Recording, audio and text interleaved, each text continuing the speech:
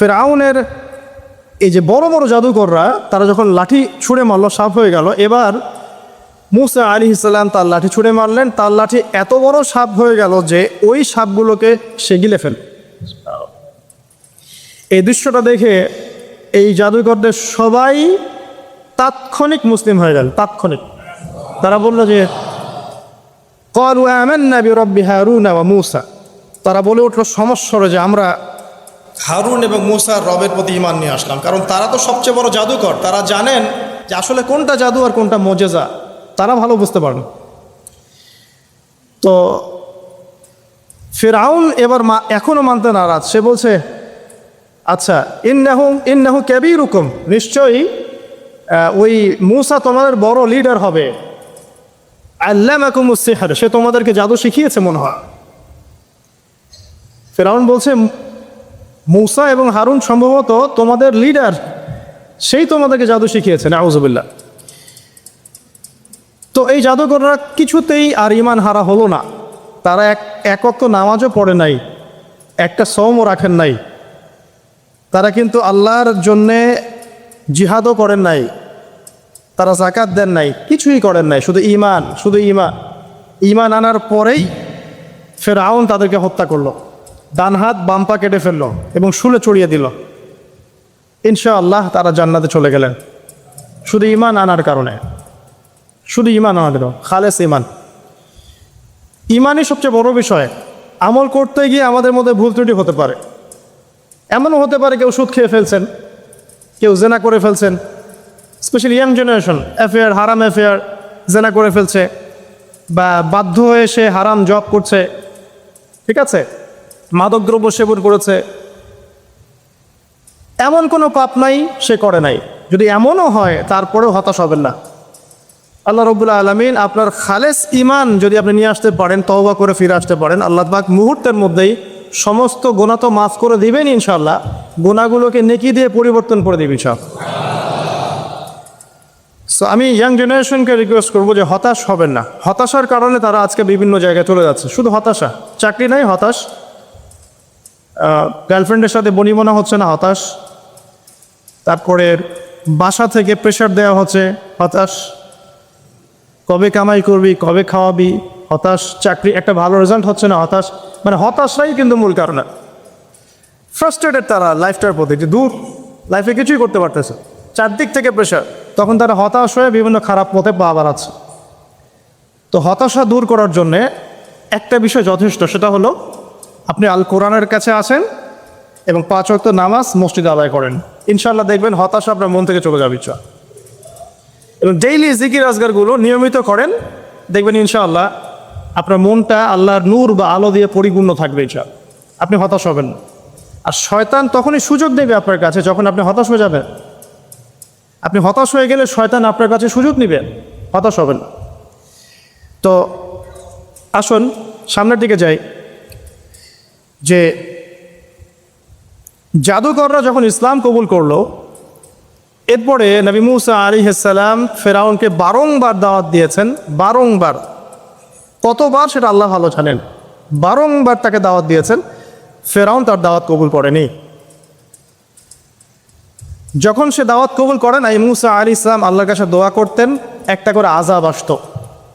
একবার ব্যাঙের আযাব আসলো, একবার উকুনের, একবার ধরেন যে আপনার প্লেগ বা মহামারী, একবার রক্তের আযাব, হ্যাঁ, একবার ওই যে ফড়িংয়ের আযাব, মানে বিভিন্ন আযাব আসতে থাকে। যখনই কোনো আযাব আসে তখন ফেরাউন বলে যে হে মুসা, তুমি তোমার রবের কাছে দোয়া করো, যদি আযাব উঠিয়ে নেওয়া হয় আমরা মুমিন হয়ে যাও, আর বনু ইসরাইলকে ছেড়ে দিব। বনু ইসরাইল কারা? যাদেরকে ফেরাউন দাস বানিয়ে রেখেছে। এই বনু ইসরাইলদের সাথে ইউসুফ আলাইহিস সালামের সম্পর্ক আছে, ইয়াকুব আলাইহিস সালামের সম্পর্ক আছে, ঘুরে ফিরে ইব্রাহিম আলাইহিস সালামের সন্তান ইসহাক আলাইহিস সালামের ট্রাইবের সাথে মিলে যাবে, ঠিক আছে। যারা প্রথমে থাকতেন প্যালেস্টাইনে, সেখান থেকে এই যে মিশরে চলে আসলেন, পরে তাদের হিস্ট্রি কী হলো আমরা সামনে জানবো। যখনই কোনো আযাব আসে তখন ফেরাউন মুসা আলাইহিস সালামকে বলে তুমি জাস্ট দোয়া করো আল্লাহর কাছে, আল্লাহ যেন আযাব উঠিয়ে নেয়, আমরা মুমিন হয়ে যাবো ইনশাআল্লাহ। কিন্তু যখনই মুসা আলাইহিস সালাম দোয়া করেন, আযাব উঠে যায়, ফেরাউন আবার সীমা লঙ্ঘন করা শুরু করে। এই সিলসিলা চলতে লাগলো, চলতে চলতে চলতে এমন এক পর্যায়ে আসলো ফেরাউন সিদ্ধান্ত নিল, ঠিক আছে, বানু ইসরায়েলকে আমরা সদল বলে শেষ করে ফেলব। কিভাবে? পরিকল্পনা করা হলো, ঠিক আছে, বানু ইসরায়েলকে আমরা ছেড়ে দেই, মূসা তাকে নিয়ে যাক, যখন তারা লোহিত সাগরে পৌঁছাবে আমরা পিছন দিক থেকে ধাওয়া করে ওদেরকে পিছিয়ে ফেলব। এই ঘটনা আপনারা সবাই জানেন, কিন্তু এর পরে যা হতে যাচ্ছে এটা সবাই হয়তো জানি না। এবার আসেন, মূসা আলাইহিস সালাম বানু ইসরায়েলকে নিয়ে যাচ্ছেন, সামনে লোহিত সাগর, পিছনে ফেরাউনের বাহিনী ধাওয়া করছে। উদ্দেশ্য মূসা এবং বানু ইসরায়েল সবাইকে একসাথে শেষ করে ফেলা। আর বলে রাখি যে ফেরাউনের কাছে ছিল তৎকালীন সময়কার সবচেয়ে সেরা সেনাবাহিনী, সুপার পাওয়ার, এখনকার ওই যে ন্যাটো, রাশিয়া, চায়নার মতো আর। তো আল্লাহ রাব্বুল আলামিন পরিকল্পনা করেছেন এখানে কোনো একটা। মূসা আলাইহিস সালামের কওমের মানুষরা, কিছু কিছু মানুষ বলা শুরু করলো, ইয়া মূসা ইন্না লামুদরাকুন, হে মূসা আমরা তো ধরা পড়ে গেলাম, সামনে লোহিত সাগর, পিছনে ফেরাউন। মূসা আলাইহিস সালাম এইরকম অবস্থাতেও বলছেন, কাল্লা, কখনো না, কশ্চিন কালেও না, ইন্না রাব্বি মাইয়া সায়াহদিন, আমার সাথে আমার রব আছেন, তিনি আমাকে পথ দেখান। চিন্তা করতে পারেন, এই কথা কিন্তু আমাদের নবী একদিন বলেছিলেন, যখন আবু বকর সিদ্দিক রাদিয়াল্লাহু আনহুর সাথে তিনি গারে সাউরে আটকা পড়েছেন, আত্মগোপন করেছেন, এখন কাফেররা চারপাশ থেকে ঘিরে ফেলেছে। তখন আবু বকর রাদিয়াল্লাহু আনহু কি বলছিলেন? ইয়া রাসূলুল্লাহ, তারা তো আমাদেরকে দেখে ফেলবে, নিচে তাকাইলেই দেখে ফেলবে। রাসূল সাল্লাল্লাহু আলাইহি ওয়াসাল্লাম বলেছেন, কখনো না, কখনো না, লা তাহজান, তুমি দুশ্চিন্তা করো না, ইন্নাল্লাহা মা'ানা, আল্লাহ আমাদের সাথে আছে। এগুলো কিন্তু চারটাখানি কথা না। যখন আপনি বিপদে পড়ে একনিষ্ঠভাবে আল্লাহর প্রতি তাওয়াক্কুল করে খালি বলবেন যে হাসবি আল্লাহ ওয়া নি'মাল ওয়াকিল, আল্লাহ আমার জন্য যথেষ্ট, তিনি উত্তম কর্মবিধায়ক, আল্লাহ পাকের দায়িত্ব হয়ে যাবে আপনাকে সাহায্য করা ইনশাআল্লাহ। কোনো টেনশন করবেন না। যখনই কোনো বিপদ আপদে পড়বেন মন থেকে বলবেন হাসবি আল্লাহ ওয়া নি'মাল ওয়াকিল, অথবা হাসবুনাল্লাহ ওয়া নি'মাল ওয়াকিল, ইনশাআল্লাহ দেখবেন আল্লাহর সাহায্য নেমে আসবে ইনশাআল্লাহ। তো মূসা আলাইহিস সালাম এই কথা বললেন, বলা মাত্রই কি হলো?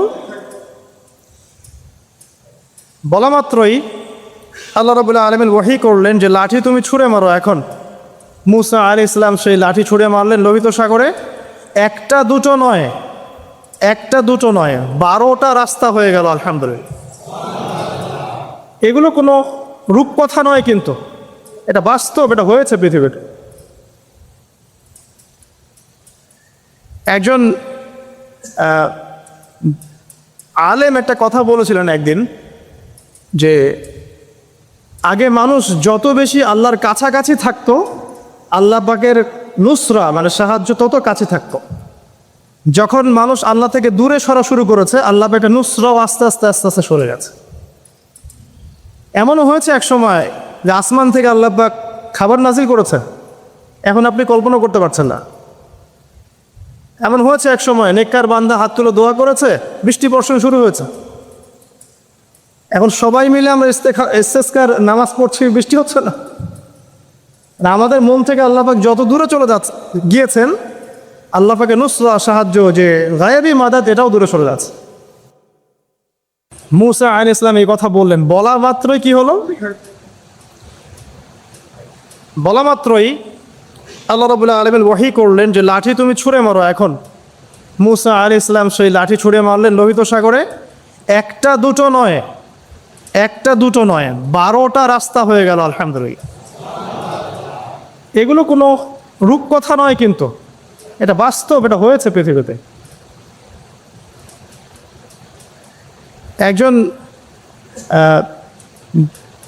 আলেম একটা কথা বলেছিলেন একদিন, যে আগে মানুষ যত বেশি আল্লাহর কাছাকাছি থাকতো, আল্লাহ পাকের নুসরা মানে সাহায্য তত কাছে থাকতো।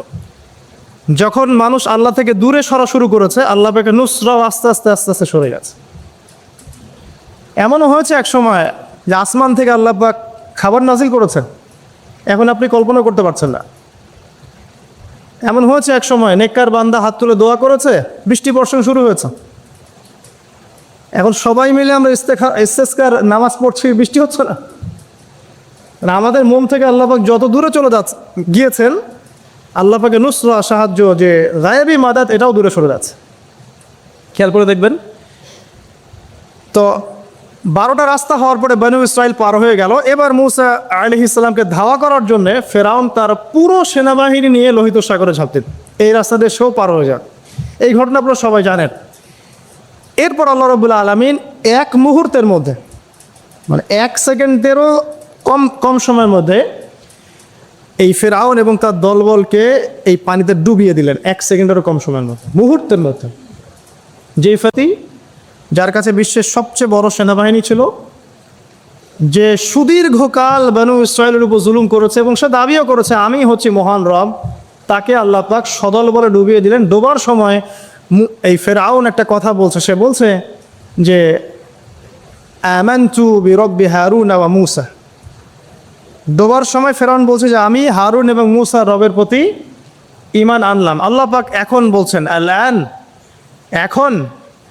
এখন ঈমান আনছো, ওয়াকাদ আসাইতা মিন ক্বাবল, এর পূর্বে তুমি সীমা লঙ্ঘন করেছিলে এবং তুমি ফাসাদ সৃষ্টিকারীদের অন্তর্ভুক্ত ছিলে। এখন আমি কি করব জানো?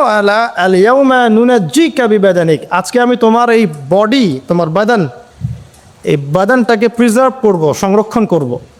তোমার শরীরটাকে, দেহটাকে আমি সংরক্ষণ করে রাখবো। কি জন্যে? লিতাকুনা লিমান খালফাকা আয়া, তোমার পরবর্তীতে যারা আসবে ওদের জন্য তুমি যেন নিদর্শন হতে পারো।